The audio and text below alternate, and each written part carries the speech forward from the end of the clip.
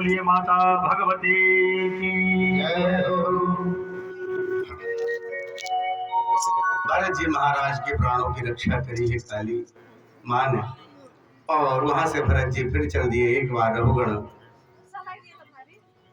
राजा रघुगण जो सौवीर देश के राजा थे, पालकी पे बैठ करके जा रहे थे। पालकी उठाने वाला एक बीमार पड़ा। लोगों ने देखा जब भरत जी को मोटे तगड़े हैं तो उनको लगा दिया पालकी में।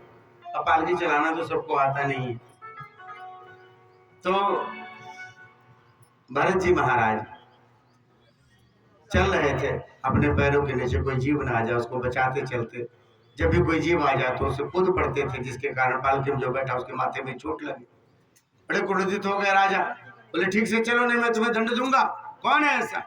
लोगों ने कहा महाराज हम तो ठीक है, ये जो नया आदमी जुड़ा है ना ये कूद जाता थोड़ी थोड़ी देर पे।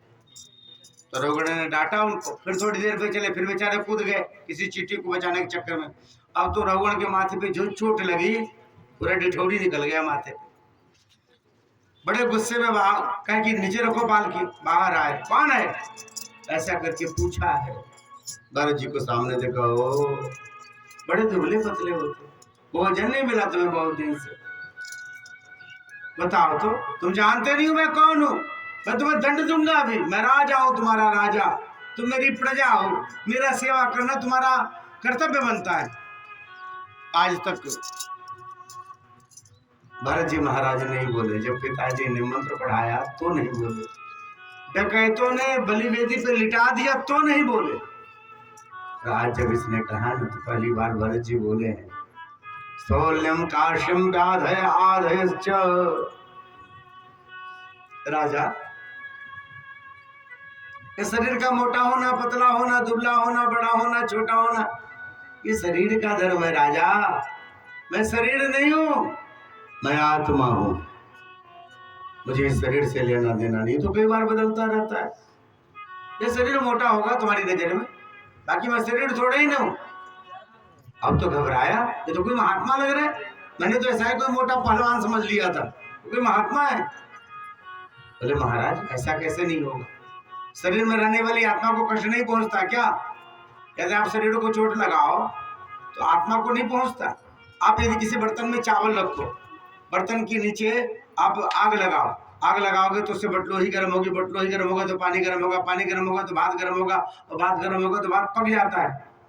आग रहता है बर्तन के उस पार, फिर भी उसकी गर्मी उसको महसूस होती है महाराज। श्री भरत जी कहते बेटा ये तुमने जो उदाहरण दिया ये जड़ का उदाहरण है।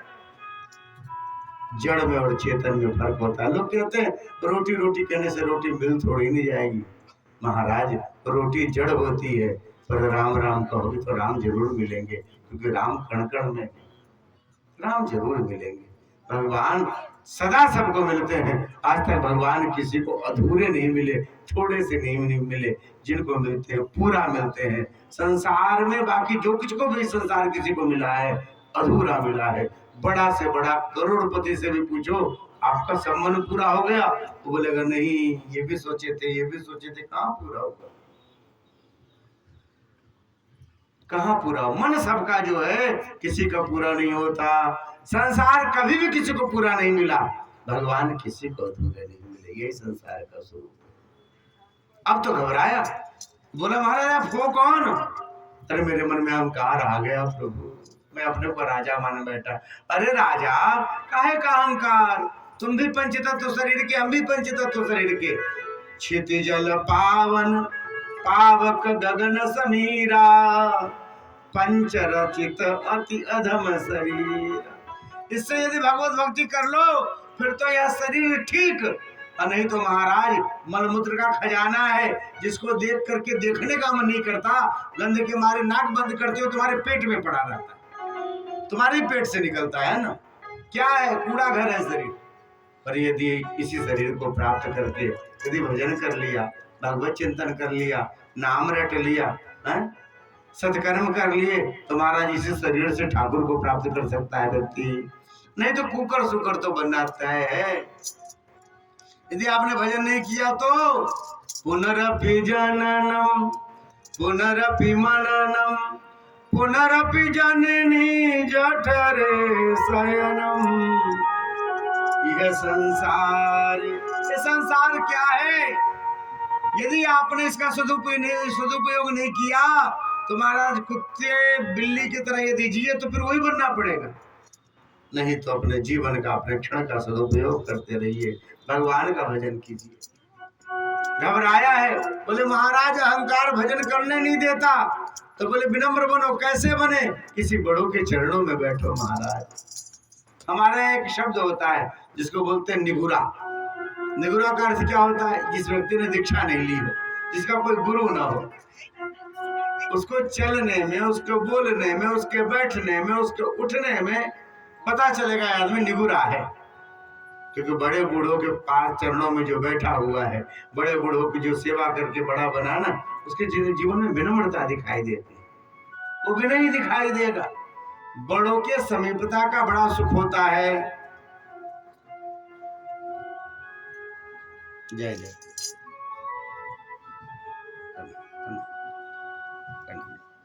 आँख तो भती जाती। हाँ, तो यहाँ पर जो है कहते हैं कि महाराज यह जो जीवन है भगवान नाम के लिए प्राप्त हुआ है, और यदि नहीं हो पाया ना तो फिर ठिकाना नहीं चाहिए। यदि हम सोचे कि कल करेंगे तो भी नहीं हो सकता। जीवन का ठिकाना नहीं है। एक बड़ा बढ़िया पद है, क्या भरोसा है, क्या भरोसा है इस जिंदगी का, क्या भरोसा है इस जिंदगी का, क्या भरोसा है इस जिंदगी का, क्या भरोसा है इस जिंदगी का। साथ देती नहीं जो किसी का, साथ देती नहीं जो किसी का, साथ देती नहीं जो किसी का, साथ देती नहीं जो किसी का। क्या भरोसा है इस जिंदगी का, क्या भरोसा है इस जिंदगी का, क्या भरोसा है इस जिंदगी का, क्या भरोसा है इस जिंदगी का।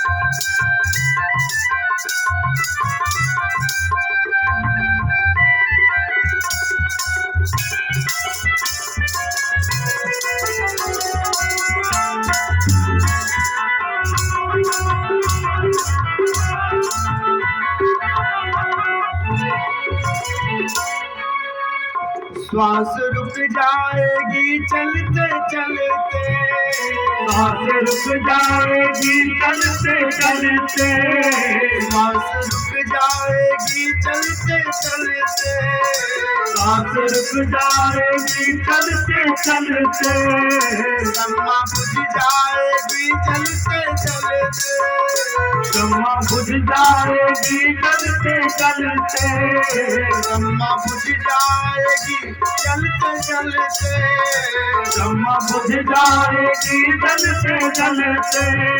दम निकल जाएगा रोशनी का, दम निकल जाएगा रोशनी का, दम निकल जाएगा रोशनी का, दम निकल जाएगा रोशनी का। क्या भरोसा है इस जिंदगी का, क्या भरोसा है इस जिंदगी का, क्या भरोसा है इस जिंदगी का, क्या भरोसा है इस जिंदगी का।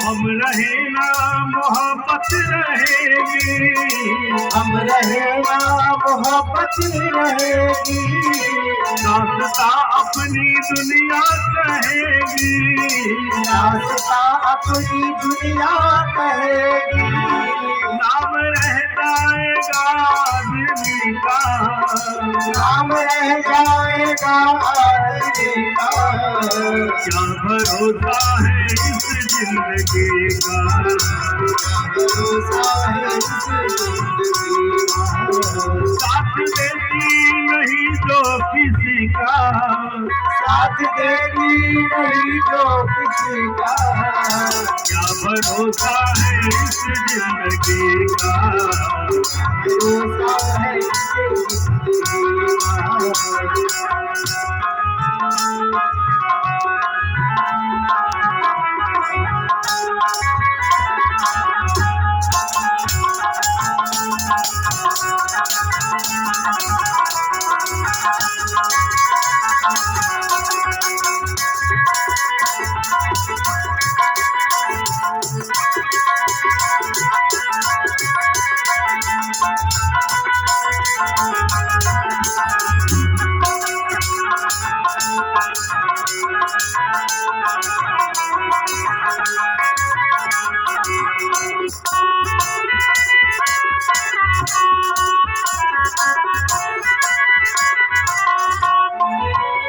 दुनिया है हकीकत पुरानी, दुनिया है हकीकत पुरानी, ये दुनिया है हकीकत पुरानी, दुनिया है हकीकत पुरानी, चलते रहना है इसकी रवानी, चलते रहना है इसकी रवानी, फर्ज पूरा करो बंदगी का, फर्ज पूरा करो बंदगी का, फर्ज पूरा करो बंदगी का, फर्ज पूरा करो बंदगी का क्या भरोसा है इस जिंदगी का, भरोसा है इस जिंदगी का, वो साथ देती नहीं जो किसी का, साथ देती नहीं हो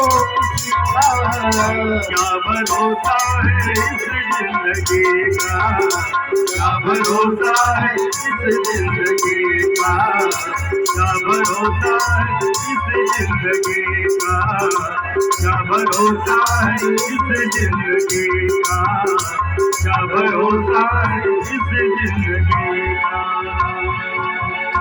बोलिए भक्त वत्सल भगवान की जय हो। रहो गणित तपसा नयाति नच्चया निर्वपणाद विहाद्वा नच्छन्दसा नैव जलांगि सूर्ये विना महत्पादरजो विषये। श्रीमद् भागवत में बार बार अपने श्रेष्ठ के समीपता के विषय में बतलाया। बड़ों की सेवा कीजिए, श्रेष्ठ की सेवा कीजिए। आपकी छोटी छोटी गलतियों से आपका पूरा जीवन प्रभावित हो सकता है, इसलिए अपने जीवन में बड़े को रखना ही चाहिए, जिनका अनुभव हो, जिनके जीवन में महाराज भगवत कृपा दिखाई देती हो, ऐसे चरणों में रखिए और उनसे पूछ पूछ करके काम करें। श्री भरत जी महाराज जब भगवान राम वन में गए तो खड़ाऊ से पूछ पूछ करके करते थे, मैं क्या करूं क्या ना करूं, और खड़ाऊ मूर्त रूप में रहा करते। शुरू में महाराज चरणों में जाकर के मांगे। बड़ी अच्छी कथा आती है। एक बार की बात है, इनके मन में इतना ज्यादा वियोग हो, अपने आप को संभाल नहीं पाते थे, तो एक बार दौड़ के जाते थे, सीधे शरीर में डूब के मर जाऊंगा, मेरे भाई को मेरे कारण वन वन घूमना पड़ा। एक बार ऐसे ही जब दौड़ के शरीर की तरफ जा रहे थे तो दो लोगों ने पकड़ लिया दोनों हाथों से, और जब पकड़ा है तब घूम करके देखा ये कौन है जो मैं जब भी क्रोधित होकर के जाता हूँ यमुना जी इस सरयू जी में कूदने के लिए तो मुझे पकड़ लेते हो कौन। मुड़ करके जब देखा तो अपने अयोध्या के नागरिक लगे नहीं, तुम हो कौन, तो कैसे मेरी सेवा में आए। तब दोनों ने कहा कि हम राम जी के खड़ाऊ हैं, और राम जी ने कहा जब तक मैं ना आऊं तब तक मेरे भक्त का ख्याल रखना। तो जिस खड़ाऊ से पूछ पूछ करके भरत जी राज्य करते थे भगवान मान करके, वह खड़ाऊ इनकी भी रक्षा करता था। धर्मो रक्षति रक्षितः। यदि आप धर्म की रक्षा करते तो धर्म आपकी रक्षा करता है। बड़ों के समय बैठना चाहिए, उनके चरणों की धूल माथे पे लगे, ऐसी सेवा करना चाहिए। और मान लीजिए महाराज, शुरू में थोड़े कष्ट होंगे पर आपका जीवन बड़ा निर्मल होगा। आगे कथा आती है, जम्बूद्वीप आदि सप्तद्वीपवती पृथ्वी के 7 द्वीप बने हैं। प्रियव्रत के रथ से जब उन्होंने रथ चलाया था, उससे जो खांच बने थे उससे 7 समुद्र प्रकट हो गए, ऐसी कथा आती है। और पृथ्वी 7 भागों में विभक्त हो गई।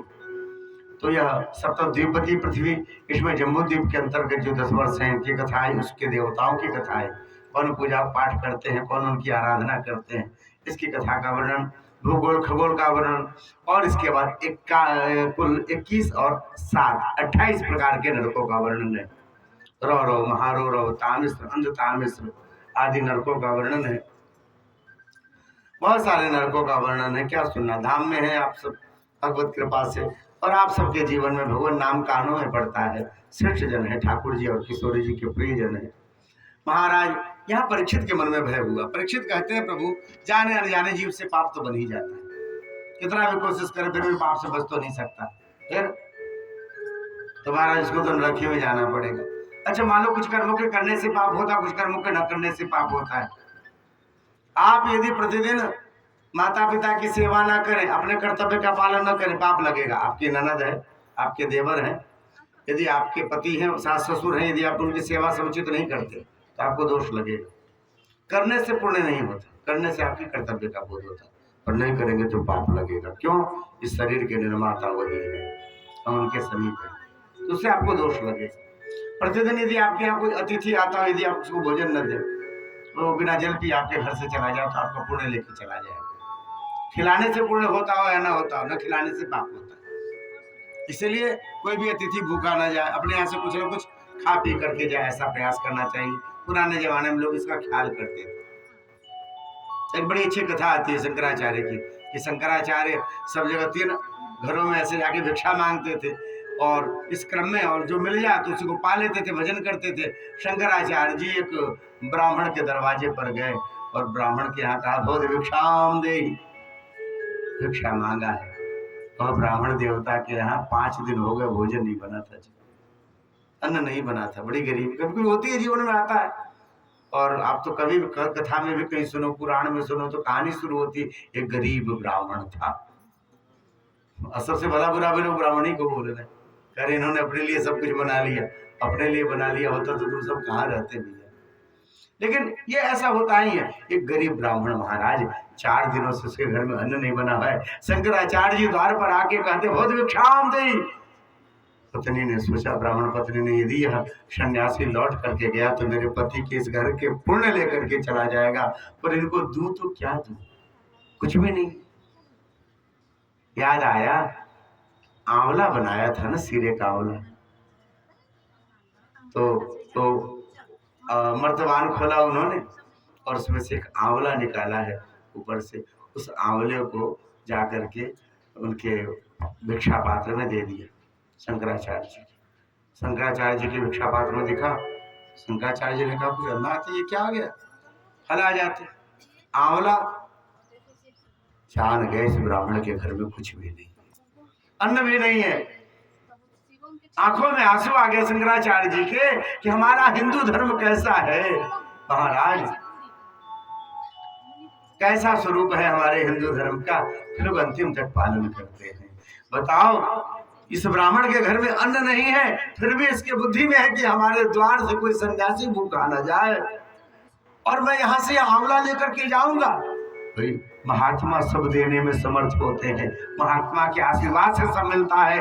वह तो अपने को विनम्र बनाए रखने के लिए भिक्षा मांग लेते हैं। जीवन में विनम्रता रहे, अहंकार ना आ जाए जीवन में। शंकराचार्य जी ने विचार किया, हे भगवान, ऐसे ब्राह्मण के घर में अन्न तो होना चाहिए। उन्होंने आंखें बंद की, आंखों से सुधारा टप टप करके गिरने लग गई। कहा, माँ, हे महामाया, हे महालक्ष्मी, मैं तुम्हारे चरणों में हूँ माँ, इस ब्राह्मण के यहाँ कुछ ऐसी व्यवस्था कर जो इसको कभी अन्न की दिक्कत न पड़े। खुद भी भूखा ना रहे, साधु न भूखा जाए, ऐसी व्यवस्था करो। एक एक श्लोक माँ लक्ष्मी के भाव में लिखना शुरू किया और उससे माँ लक्ष्मी की स्तुति करनी शुरू की, बड़े भाव से भरे हुए। और यह कनकधारा स्तोत्र है। कनकधारा स्तोत्र का पाठ करना शुरू किया। एक एक श्लोक लिख रहे हैं। अंगम हरे पुलक भूषण महाश्रयंती भृंगांगनेव मकुला भरणं तमालम अंगे कृताखिल विभूतिरपांग लीला मांगल्यदास्तु मम मंगल देवताया। हे माँ, हे पराम्बा जननी, माँ तू पूरे संसार को देती है, भरी रहती है। आज मेरे कहने पर से ब्राह्मण के जो भी कर्म बने हो उन सबको भूल करके इन्हें ऐसा कुछ दे जो इनके यहाँ साधु सेवा चलती रहे। वह ब्राह्मण देवता घर में पड़े थे, अचानक महाराज सोने के आंवले की वर्षा शुरू हुई और कहते हैं ब्राह्मण का हुआ घर के आंगन में सोने के आंवले की बारिश। बाहर निकले हैं तो देखिए पता नहीं आकाश से सोने के आंवले गिर रहे हैं, उनका आंगन भर गया। और यह साधु फिर से अपना पात्र लेकर के चले दिए दूसरी जगह पे। भगवती भिक्षाम दे, क्या समर्थ होता साधु, स्वरूप में मत जाना महाराज। हमारा ठाकुर तो ऐसा ही है, उनके भक्त भी ऐसे ही है, ऐसे। अरे साधु सब समर्थ होता है देने में, लेने में, महाराज कृपा करने में। जैसे ठाकुर खुद है वैसे ही अपने भक्तों को बना देते। आगे कथा आती है अजामिल की। जीवन में महाराज कैसे भी पाप बन जाए, कुछ भी बन जाए, आदमी भयभीत हो, भगवान नाम का सहारा लीजिए। बोलिए राधे राधे, राधे राधे, जय श्री राधे, जय श्री राधे, जय श्री कृष्ण, जय श्री कृष्ण। अजामिल की कथा आती है। ब्राह्मण शरीर, नियम निष्ठा वाला ब्राह्मण एक वेश्या के संग से पतित हो गया। महाराज जीवन में काम आंखों के रास्ते आता है। आजकल हम लोग मोबाइल बहुत देखते हैं और मोबाइल से जीवन बड़ा बदलता है महाराज। स्वास्थ्य नहीं बदलता, आपका सोच भी बदलने लग जाता है। यह स्वरूप है, क्योंकि यह तो सब कुछ दिखाता है जो आप खोजेंगे वो मिलेगा इसमें। जिन खोजाते न पाइया गहरे पानी पैठ, यह स्वरूप है। तो इससे आप सजग भी रह सकते हैं और यह आपका समय भी बर्बाद कर सकता है। एक वेश्या पे दृष्टि पड़ी और काम आया मन में, उस ब्राह्मण देवता उसको लेकर के चले आए। भ्रष्ट हो गए, पद भ्रष्ट हो गए। संग कुसंग भी जीवन में थोड़ा मिले तो व्यक्ति अपना आचरण भूल जाता है। अब महाराज उसी के अनुसार जीवन जीने लग गए। धीरे धीरे ब्राह्मण देवता जो चरणामृत पीते थे शराबी हो गए, चोरी करने लग गए, डकैती करने लग गए, किसी का सामान उठा करके ले आए अच्छा लगे तो। महाराज इनका एक पुत्र हुआ जिसका नाम है नारायण। कैसे नारायण नाम रखा गया? तो साधुओं की बहुत बड़ी जो है टोली आई गांव में। लोगों ने पूछा किसके यहाँ साधु सेवा होती है, नाम बताया कि अजामिल के यहाँ चले जाओ। गांव में बहुत लोग होते ठिठोली करने वाले, जनकपुर तो और ज्यादा मिलेंगे, बहका देते हैं लोग, इधर की जगह उधर आपको विदा कर देंगे। तो ऐसा ही हुआ, लोगों ने समझा कोई साधु संत का सेवी है, और यह तो दुष्ट था। धीरे धीरे इसका जीवन बिगड़ गया था, शराब पी के रहता था। वहां पहुंचे हैं, वो तो था नहीं, वेश्या थी घर में। इन्होंने जब ही जाकर के सांकल खटखटाया, उसने दरवाजा खोला, देखा तो जटाजूट वाले, तिलक चंदन वाले बड़े साधु वहां पर। अरे राम राम, इतने बड़े बड़े साधु, क्या बात है महाराज, ये अजामिल का घर है? बोले हाँ अजामिल का घर है। फिर हमारे ठाकुर जी आज यही निवास करेंगे, हमारे यहाँ पर भगवान के भोग लगने की व्यवस्था की जाए। अब तो महाराज वेश्या ने दरवाजा बंद किया, जो रोए सो रोती धोती रही जीवन में। क्यों? आप कैसा भी कुछ कर्म करो, आपका हृदय तो बताता ना आप गलत कर रहे हो। अरे मैं पापिन हूँ, मैंने जीवन भर देह बेचा है, मैंने कभी ठाकुर के दर्शन नहीं किए, मैंने कभी चरणामृत नहीं पिया, मैंने अपना पूरा जीवन नरक बना लिया। आज कैसे मेरे जीवन में मुझे साधुओं के दर्शन हुए?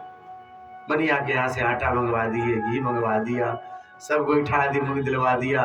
बाबा लोगों ने टिक्कर लगाई है, टिक्कर लगा करके जब तक टिक्कर पटे बैठ करके कीर्तन करने लग गए प्रेम से, राधा राधा कृष्ण राधा राधा राधा कृष्ण राधा राधा कृष्ण राधा राधा राधा कृष्ण राधा राधा कृष्ण राधा जय राधा कृष्ण राधा राधा कृष्ण राधा जय राधा कृष्ण राधा राधा कृष्ण राधा जय राधा कृष्ण राधा राधा कृष्ण राधा जय राधा कृष्ण राधा राधा राधा कृष्ण राधा राधा राधा कृष्ण राधा राधा राधा कृष्ण राधा राधा राधा कृष्ण राधा राधा कृष्ण राधा जय राधा कृष्ण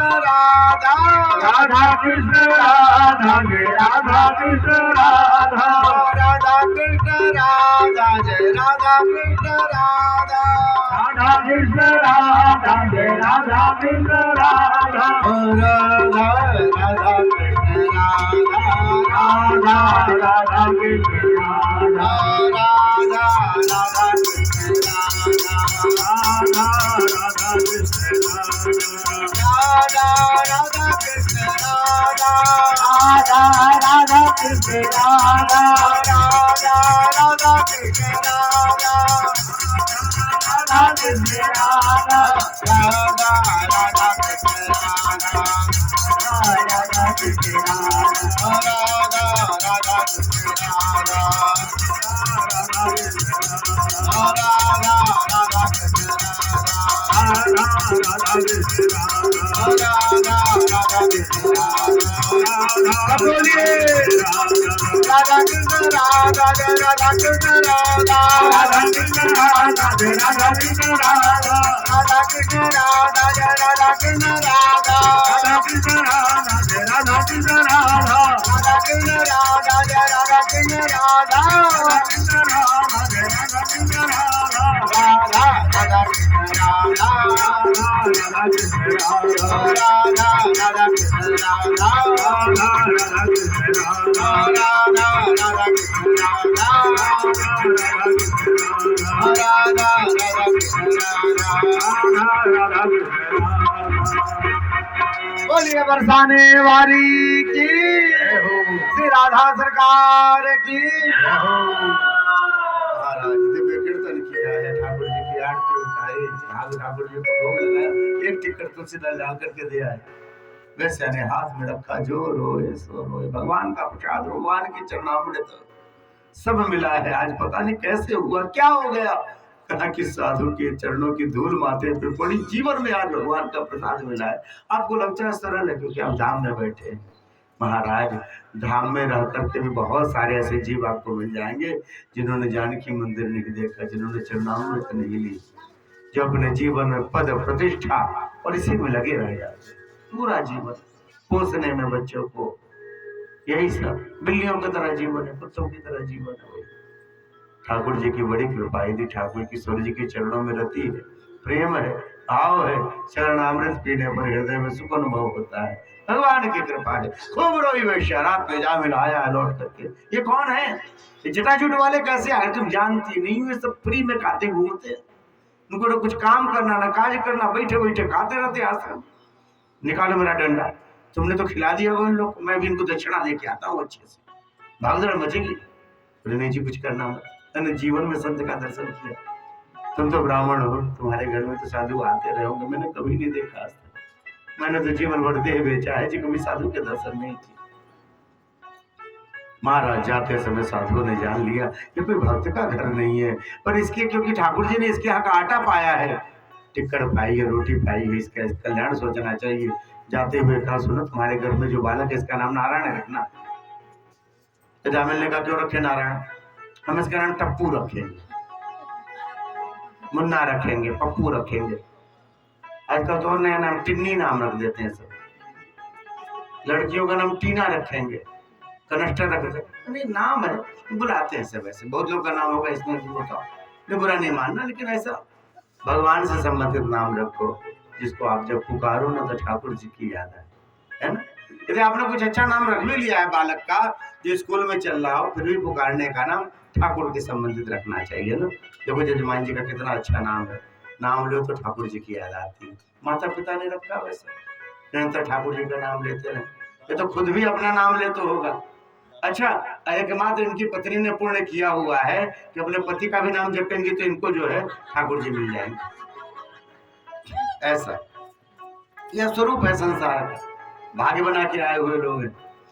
तो महाराज इस तरह से वो कह करके गए और कहते हैं जो व्यक्ति पापी होता है उसकी आयु क्षीण हो जाती है, धीरे धीरे रोगग्रस्त हो जाता है, जल्दी बीमार पड़ने लग गया, खटिया पे पड़ गया, मौत समीप आई, यमदूत आए गले में पास बांध करके खींचने लगे, जोर से चिल्लाया नारायण नारायण, अपने बेटों को पुकारा था और बेटा तो पता नहीं कहाँ था। कहते परमात्मा के दो पार्षद दौड़ते हुए आए, सुनंद नंद आदि, और कहा कि इसे छोड़ो, इसे तुम नहीं ले जा सकते, इसने मेरे मालिक को पुकारा है। बोले नहीं नहीं, आप बहुत भोले हो महाराज, मालिक को नहीं पुकारा, इसके बेटे का नाम है। अरे पहले मेरा मालिक हुआ कि पहले इसका बेटा हुआ? तो बोले नहीं जी ये बात नहीं है। फिर भी जो है इसने अपने बेटे को सोच करके पुकारा। बोले नहीं महाराज, भगवान नाम चाहे जैसे भी लिया हो, नाम तो मंगल ही करता है, नाम जो है मंगल ही करता है, जैसे भी आज भगवान नाम लो। तो बोले नहीं नहीं ऐसी बात नहीं है। जब नहीं माने तो दोनों को गदा मारा, भागे हैं सब, पहुंचे यमदूत के पास। यहाँ इसने देखा जामिल ने, अब जाना हरि राम राम, मैं ब्राह्मण था, मैं नित्य पूजा पाठ करता था, एक वेश्या के संग से मेरी बुद्धि बिगड़ गई। अरे भगवान नाम की ऐसी महिमा, मैंने बेटे को नाम याद करके बुलाया तो भगवान के दूत आ गए। अब तो इसी नाम का आश्रय लूंगा, चला गया हरिद्वार और भगवान के नाम को जपता हुआ भगवत धाम वैकुंठ को चला गया।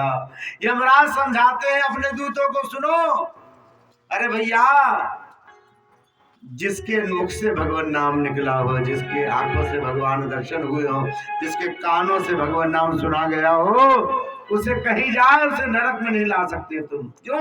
भगवान नाम की बड़ी महिमा है। फिर किसको लेकर के आए? लिखो, जिह्वान भक्ति भगवद गुण नाम देयम। दिन भर इधर उधर बचर बचर करेंगे, इसका उसका कान पवित्र करेंगे, और एक बार मुंह से सीताराम नहीं बोलेंगे। पकड़ के लाओ। हमने इतनी अच्छी व्यवस्था दी, पीने के लिए जल दिया, सोने के लिए बिस्तर दी, चंद्रमा दिए, सूर्य दिए, जीवन में आनंद दिया, चलने के लिए सड़कें दी, पैरों में चप्पल दिया। कभी कभी गर्म में चलो पैर में चप्पल ना हो तब याद आएगा ठाकुर ने कितने सुख में रखा था तुम्हें। पैरों में चप्पल दिया है जो आदमी आराम से जा पाए, फिर भी उस परमात्मा का नाम न ले। एक व्यक्ति की शादी हुई थी, सुनो ध्यान से, एक व्यक्ति की शादी हुई थी तो उसको टीवी मिला था बहुत बड़ा, तो उसने ड्राइंग रूम में लगाया था। लोग बैठा कर चाय पूछे, अरे बड़ी अच्छी टीवी है, कहाँ से पाए? बोले ससुराल से, ससुर जी ने दिया है। सबको बड़े भाव से बताया ससुर जी ने दिया। एक संत ऐसे ही आए, वो भी बैठे, और बैठे जब ड्राइंग रूम में तो वहां पर जो है सो देखा, अरे टीवी तो बहुत बड़ी लगा के रखी है तुमने। बोले हाँ जी ससुर जी ने दिया है। तो महात्मा ने कहा कि ससुर जी ने एक टीवी दिया, इसका इतनी बार नाम लेते हो, और टीवी देखने के लिए आंखें जो भगवान ने दी है उसकी कभी नाम नहीं लेते। आंख नहीं रहता तो टीवी कैसे देख लेते भैया, उसका एक बार भी नाम नहीं लेते। बोलिए राधे राधे, जय श्री राधे, जय श्री राधे। इसलिए जिसका जिह्वा भगवान नाम न ले उसे पकड़ के लाओ। चेतश्चन स्मरति तच्चरणारविंदम। और भगवान के मंदिर पे जिसके चरण न जाते हो, जिनके हाथ भगवान के पार्षद न मांजते हो, और जो जिनके हाथ भगवान के भक्तों की सेवा न करते हो, जिनके नेत्र साधुओं का दर्शन करके प्रसन्न न होते हो, उनको पकड़ के लाना, मैं दंड दूंगा बस। और इस तरह से जो है उन सबको समझाया है। भगवान नाम की बड़ी महिमा है। हाँ, राधे राधे। हो गए भव से पार लेकर नाम तेरा, हो गए भव से पार लेकर नाम तेरा, हो गए भव से पार लेकर नाम तेरा, नाम तेरा प्रभु नाम तेरा, नाम तेरा प्रभु नाम तेरा, नाम तेरा प्रभु नाम तेरा, नाम तेरा प्रभु नाम तेरा, हो गए भव से पार लेकर नाम तेरा, हो गए भव से पार लेकर नाम तेरा।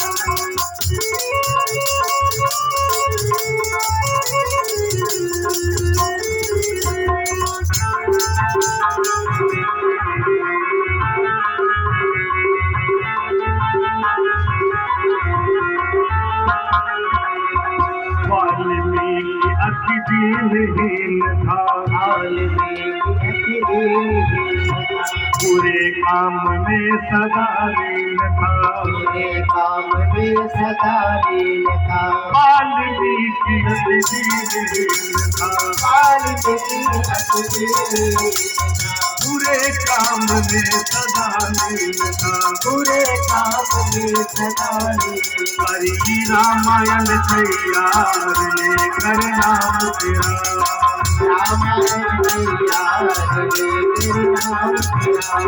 हो गए भगते पार लेकर नाम तेरा।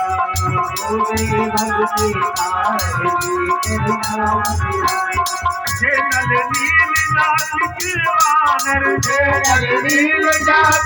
वानर, राम नाम लिख दिया शिला पर, हो गई सेना पार लेकर नाम तेरा।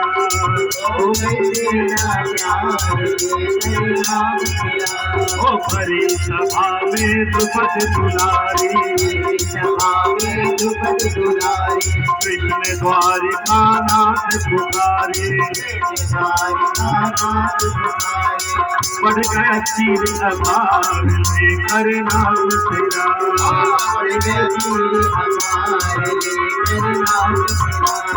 गजले आधा नाम पुकारा,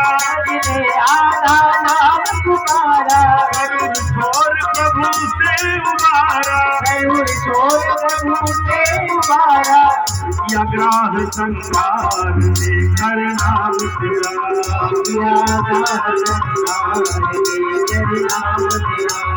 जिसको स्वयं तार नहीं पाए,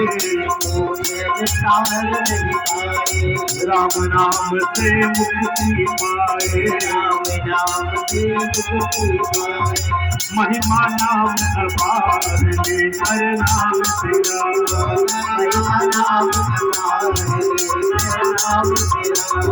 राम नाम को जो कोई गावे, राम नाम को जो कोई गावे,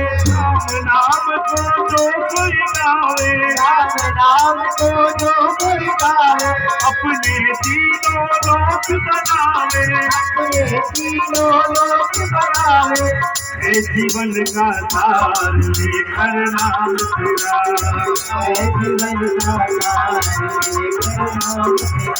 ओ हो गए भव से पार लेकर नाम तेरा।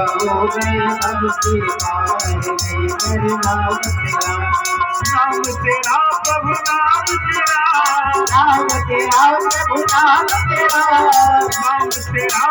नाम तेरा, नाम तेरा प्रभु नाम तेरा, हो गए भव से पार लेकर नाम तेरा। हो गए भव से पार लेकर नाम तेरा। हो गए भव से पार लेकर नाम तेरा।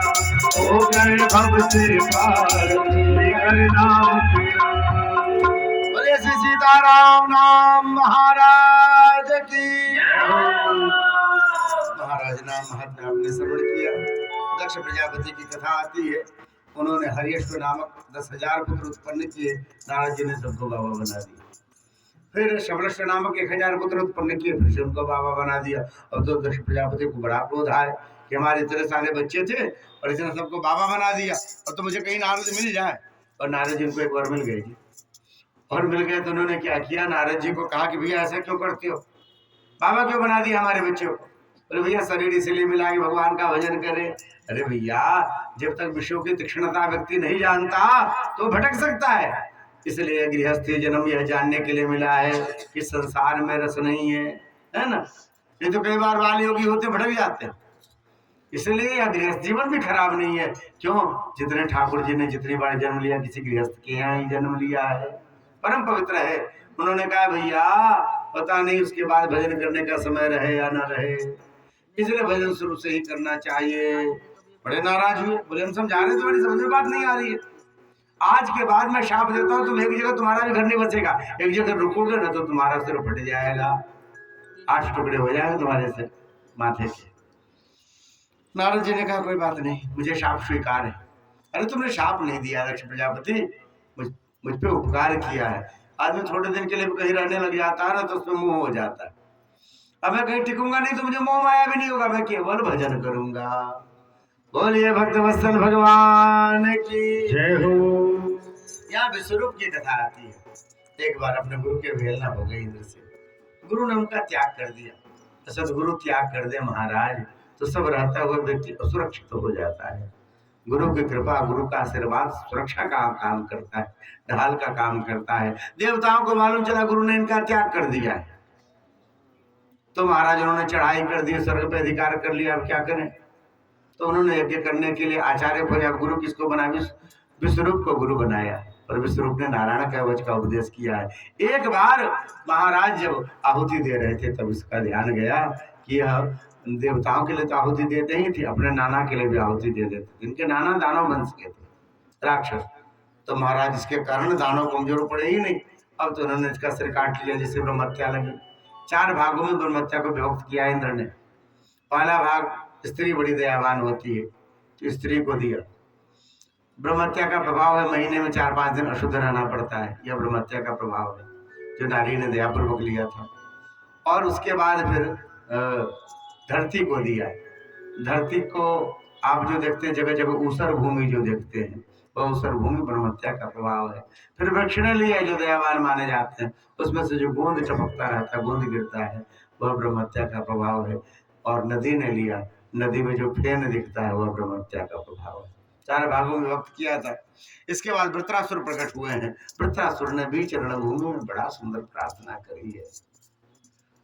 अजात पक्षायो मातरम खगा स्तन्यम यथा वस्त्रतरा क्षुधार्ता प्रियं प्रेवेवप्यशितं विषण्णा मनोरविंदाक्षदीक्षते त्वां। हे प्रभु, मेरी आंखों में आपके देखने की चाहत ऐसी ही बनी रहे। बोले कैसे? बोले एक छोटा सा जो चिड़ा होता है ना, चिड़े का छोटा छोटा बच्चा जो भी अंडे से बाहर निकला है, जो अभी उड़ नहीं सकता, वह बार बार अपने घोंसले में कूद कूद करके माँ का इंतजार करता रहता है कि माँ आएगी मेरे मुंह पे दाना डालेगी। जैसे एक बछड़ा बार बार गौशाला में बंधा हुआ इंतजार करता है, मेरी माँ आएगी मुझे दूध पिलाएगी। जैसे एक प्रिया अपने विदेश गए पति का इंतजार करती रहती, जरा सा खट होता दरवाजे पे ना, तो लगता मेरे पति आ गए, दौड़ के जाती दरवाजा खोल। जैसे उनकी बुद्धि सदा पति में, उनकी बुद्धि सदा माता में, उनकी बुद्धि सदा गाय में लगी रहती है, वैसे मेरी बुद्धि सदा आपके चरणों में लगी रहती है। हम सदा आपको सोचते रहे, आपका चिंतन करते रहे। प्रभु यही चाहिए मुझे संसार में राजा मत बनाना, मुझे कोई बड़े पद प्रतिष्ठा पे मत डालना। फिर तुमको कहाँ जाना है? मुझे ऐसी जगह पे डालना जहाँ 4 संत बैठे हों, जहाँ हमें आपका भजन सुनने का अवसर मिले, जहाँ आपके प्रेमी बैठते हो, आपका कीर्तन करते हो। प्रभु हमें यही चाहिए, ऐसा ही करना प्रभु। मोमो तमस्सुलेव कजनेषु सत्यम, ऐसा नहीं कि मुझे मोक्ष चाहिए वैकुंठ आदि, पर जब भी हमें जहाँ डालना प्रभु, कुत्ता बनाना तो जनकपुर का बनाना। जब जानकी मंदिर की घंटी बजे ना तो मेरे कानों में आए, जब वहाँ बैठ करके सब राग रागिनियां पद गाए ना तो मेरे कानों में आए। हमें वृंदावन का बनाना, जहाँ पर लोग गोवर्धन का दर्शन करने के लिए जब जा रहे हो, मैं उनको निहार सकूं, देख सकूं। गोवर्धन जी की तलहटी का कुत्ता बनूं साहब, कहीं का राजा बन जाओ और कभी ठाकुर के दर्शन का अवसर ना हो, वैसा राजा हमें मत बनाना। ऐसा प्रार्थना किया। वृत्रासुर की जय जयकार करी। इंद्र ने, अरे राक्षस, तेरी इतनी सुंदर बुद्धि, भगवान की ऐसी प्रार्थना। वृत्रासुर ने कहा मेरी प्रार्थना में मत जाओ, मैं तुम्हें खा जाऊंगा, अपने आप को बचाना। और जब ही जीभ लपलपाई उसने हाथ काट दिया, दोनों हाथ काट दिया, मुंह से ही उसको लील गए, पेट में गया। इंद्र 1 साल तक रहा पर नारायण कवच के प्रभाव से मरा नहीं और पेट को वज्र से काट करके बाहर आया। यहाँ सुखदेव जी से पूछते परीक्षित, अरे महाराज, हम लोग माला लेके बैठते हैं तब ठाकुरवाड़ी में भगवान का याद नहीं आता, कथा में बैठते हैं तब नींद आती। ये राक्षस है, रणभूमि में है और यहाँ पर उसको भगवान की याद आ रही है, ये कैसे हुआ? तब ऐसा नहीं होता है ना। महाराज करोड़ों अरबों जीव होते हैं, उनमें से कुछ लोग भगवत परायण होते हैं। उन भगवत परायण में कुछ लोग होते हैं जो मुक्ति मार्ग में जाते हैं। उन मुक्ति मार्ग में कुछ लोग ऐसे होते हैं जो वैष्णव होकर के ठाकुर जी को अपना सब कुछ मानते हैं। कुछ लोग कहेंगे महाराज वैष्णव तो बड़े कम हो गए, कम दिखते हैं। होगा ना महाराज, सोना कम में रहता है घर में, अब बाकी स्टील का बर्तन बहुत से रहता है। जिसमें मूल्य है ना वो आपको कम दिखेगा। यदि कम दिख रहे हैं तो मूल्य है आपकी पवित्रता की, आपकी तपस्या का, आपके व्रत का, आपके नियम का मूल्य है। सब नहीं कर सकते महाराज, सब कर लेंगे। राम नाम सब कोई भजे, है क्या गधा क्या घोर, है जो कबीरा राम ही भजे, है जो कबीरा राम ही भजे तो उनको कौन निहोर। यदि सबके जैसा ऐसा हो जाए, सब हो जाए तो नहीं हो सकता महाराज, सब नहीं हो सकते। आपके मुख से भगवान नाम निकल रहा है मतलब भगवान की बड़ी कृपा है, उनकी बड़ी कृपा है। कहते कुछ लोग हैं जो वैष्णव होते हैं, गिने चुने, पूरा संसार नहीं हो सकता। क्वालिटी ऐसे नहीं आ सकती ना, जितने धातु हैं सब सोने के हो जाएंगे, फिर मूल्य कहाँ रह जाएगा। मूल्य तभी है जब कम है। लोग हमारे साधु कहाँ रह गए, अब तो भंडारा कराओ तो कुल 100 साधु नहीं मिलते जनकपुर में, है ना। जितने हैं मूल्यवान है, उनका आदर कीजिए, युग का प्रताप है। फिर किशोर जी कृपा करेंगी तो महाराज सब जगह फिर ऐसे ही दिखेंगे। होता है, होने लग जाता है। ठाकुर जी चलाने वाले हैं और वह संभालते हैं, लोगों को जैसा स्वरूप दिखता है छाड़ते जाते हैं। जो उनके तरफ आने वाला होगा उसको बचाते जाएंगे, उसको संभालते जाएंगे और उसका ऐसा जीवन में प्रयत्न करेंगे कि उसके जीवन में सदा भगवान नाम निकलता रहे। ऐसा बताया। वृत्रासुर के पिछले जीवन की कथा है। वह चित्रकेतु नाम का राजा था, 1 करोड़ रानियां था, पर बाल बच्चा नहीं था। अंगरा ऋषि और नारद की कृपा से उनको पुत्र की प्राप्ति हुई। अब जो एक रानी को बेटा हुआ, बाकी को बेटा नहीं हुआ, उनके मन में बड़ी जलन, बड़ी ईर्ष्या, सौतिया डाह। अब तो राजा इसी को मानेंगे। महाराज उस बालक को देखने का मन न करे, उस बालक को जहर दे दिया सबने मिलकर। सौतिया डाह बड़ा खराब होता है महाराज। यदि यादों में आपस में प्रेम है, भगवत कृपा, निडाह ऐसा होता है कि महाराज सहोदर भाई एक दूसरे का मुंह नहीं देखते कभी, इस तरह के झगड़े लगते। स्वरूप ऐसा, बुद्धि बिगड़ जाती। ये संसार का अद्भुत स्वरूप है। यहाँ पर जो है सबने मिलकर जहर दे दिया, लड़का मर गया, अब तो राजा जो रोए सो रोए। अंगरा ऋषि नारद ऋषि आए हैं, उन्होंने समझाया है। क्या बात? बोले महाराज मेरा बेटा खो गया, मुझे बेटा दिला दो। उन्होंने जीव को बुलाया और कहा जीव ये तेरे माता पिता है, इन्हें प्रणाम कर। जीव ने कहा कौन जन्म के माता पिता हुआ? मतलब? बोले हमारे तो बहुत जन्म हो गए, हमारे तो बहुत जन्म हो गए। अरे हम तो मनुष्य भी कई बार बने, देवता भी कई बार बने, घोड़ा गधा उल्लू सब बनते रहते हैं, सब में हमको माता पिता मिले। आप कौन जन्म वाले माता पिता हो? आप कन्फर्म करो। अब तो इसके मन में वैराग्य हो गया। लो जिसकी याद में रो रहे थे, माथा पटक रहे थे, वही मुझसे पूछता है कि तुम कौन से बाप हो, तुम कौन से माता पिता हो। वैराग्य हुआ, जाकर के भगवान शंकर की आराधना करी और विद्याधर बने। इन्हीं को पार्वती जी का शाप लगा था, जिसके कारण ये राक्षस बने थे वृत्रासुर। पर शाप लगने के बाद भी, राक्षस बनने के बाद भी पूर्व जन्म में किया हुआ भजन व्यर्थ नहीं गया और उनको भी चरण भूमि में भगवान का स्मरण आया। इसलिए भजन बनाए रखो, जब मौका मिले मुख से बोलो सीताराम सीताराम सीताराम सीताराम सीताराम बोल लीजिए, ऐसे ही बोल लीजिए। धीरे धीरे अभ्यास बनने लग जाएगा। नाम के प्रताप से ही नाम का भजन होगा। नहीं, इसलिए करते रहना, प्रयास कीजिए। बाकी लोग का भजन हो पाता है ना, तो उनके पिछले जन्म के भजन रहते हैं। तुलसी हरि को भजे जो भजी आया वो। जन्म जन्मांतर के आपके पूर्ण जगह हैं, आप जनकपुर धाम में हैं, आप वैष्णव हैं, आपके गले में तुलसी है और मुख में सीताराम नाम है। बाकी को थोड़ा प्रयास करना पड़ेगा, पर आप सब कुछ से भगवान नाम के योग्य है, इसीलिए तो इस धाम में यहाँ चित्रकेतु की कथा आई है और उनको पार्वती का शाप लगा है। आगे श्री प्रहलाद जी का चरित्र आता है। हिरण्यकशिपु जब हिरण्याक्ष मारा गया, उसने जाकर भयानक तपस्या करी। तपस्या के फलस्वरूप ब्रह्मा जी प्रकट हुए, वरदान मांगो। कहा कि प्रभु मैं आपके जैसा बनना चाहता हूँ।